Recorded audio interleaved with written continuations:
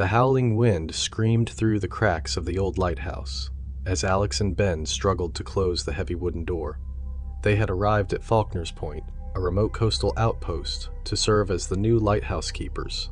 The job offer had seemed like a perfect escape from the monotony of their lives, promising peace, seclusion, and a hefty paycheck. Little did they know, peace was the last thing they would find here. The lighthouse stood tall against the backdrop of a tumultuous sea, its weather-beaten walls and rusting metal giving it an air of forlorn dignity. Inside, the structure was a labyrinth of narrow staircases and dimly lit rooms, filled with the scent of salt and mold. The previous keepers had left in a hurry, their personal items scattered about as if they had fled some unseen terror. "Feels like a ghost ship in here," Alex muttered, his voice echoing eerily in the cavernous entry hall.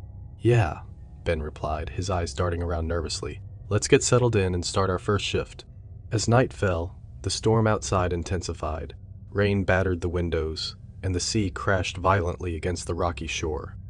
The lighthouse's beam cut through the darkness, a solitary sentinel against the relentless night. Alex and Ben took turns keeping watch, ensuring the light remained steadfast in guiding ships away from the treacherous coast. It was during Ben's shift that the first incident occurred. The clock had just struck midnight when he heard a faint tapping on the window. At first he dismissed it as a trick of the wind, but the tapping grew louder, more insistent. Curiosity piqued, he approached the window and peered out into the storm. Nothing. He turned away, only for the tapping to resume immediately. This time, it was accompanied by a low, guttural whisper.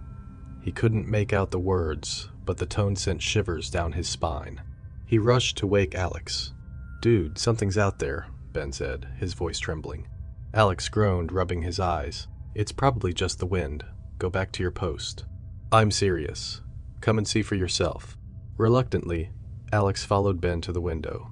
As they stood there, the tapping stopped, replaced by an eerie silence. Then, a shadowy figure emerged from the darkness, its shape barely distinguishable against the raging storm. It was tall and sinewy, with eyes that glowed an unnatural green. "What the hell is that?" Alex whispered. Before Ben could respond, the figure vanished into the night. They bolted the window and double-checked the door, ensuring everything was locked tight. The next morning, they inspected the lighthouse grounds. Strange, claw-like marks marred the walls, and large footprints led down to the rocky beach. The discovery of a decaying carcass of a sea lion, its body mutilated beyond recognition, only added to their unease. Days turned into weeks, and the incidents grew more frequent and more terrifying. They heard whispers in the wind, saw fleeting glimpses of the shadowy figure, and found more carcasses scattered around the lighthouse. Sleep-deprived and on edge, they began to unravel. One particularly stormy night, Alex took his shift alone. The wind howled louder than ever, and the lighthouse groaned under the pressure. As he climbed the stairs to the lantern room, he heard a splash outside, followed by the unmistakable sound of footsteps ascending the stairs behind him. "Ben!" he called out, but there was no answer. He quickened his pace, reaching the top just as the footsteps stopped. The room was empty save for the steady beam of light cutting through the darkness. He turned to face the stairs, his heart pounding. From the shadows, the figure emerged. This time, Alex got a clearer look. It was a creature from the depths of nightmares, a twisted amalgamation of human and sea beast. Its skin was slick and glistening, covered in scales and barnacles. Its eyes glowed with malevolence, and its mouth was filled with rows of sharp, jagged teeth. "Who are you?" Alex demanded, his voice shaking. The creature stepped closer, its eyes never leaving his. "The Keeper," it rasped in a voice like grinding stones. "You have disturbed my domain." Panicked, Alex stumbled back, his hand brushing against a heavy wrench. He grabbed it and swung wildly at the creature. The wrench connected with a sickening thud, but the creature barely flinched. Instead, it lunged at him, its claws raking across his chest. He screamed, the pain blinding him.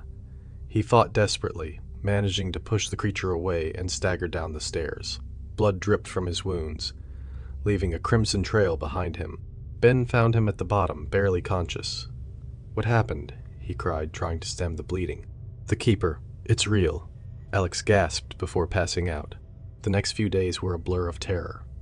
They barricaded themselves in the living quarters, venturing out only when necessary. The creature's presence was palpable, its eyes watching them from the shadows, its whispers filling the air. Sleep was a distant memory, replaced by constant vigilance. One night, as another storm raged outside, the lighthouse's light flickered and went out. Panic set in. Without the light, ships would be lost to the treacherous rocks. "We have to fix it," Ben said, his voice resolute despite the fear in his eyes. Alex nodded, wincing as he moved. They armed themselves with makeshift weapons and made their way to the lantern room. The wind howled through the cracks, and the entire structure seemed to shake. They worked quickly, their hands trembling as they tried to repair the mechanism. Just as they got the light working again, the creature appeared. It moved with unnatural speed, knocking Ben aside and pinning Alex to the ground. Its eyes bored into his, filled with a centuries-old rage. "You cannot escape," it hissed. Desperate, Alex reached for a nearby flare gun. He fired it point blank into the creature's face. The flare ignited with a blinding light, and the creature shrieked, its flesh sizzling and burning. It recoiled, releasing Alex and disappearing into the shadows. They didn't wait to see if it would return.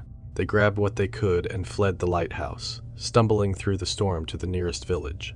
They collapsed on the doorstep of a small cottage, their story tumbling out between gasps of breath. The villagers listened, their faces grim. "You're not the first," one of them said.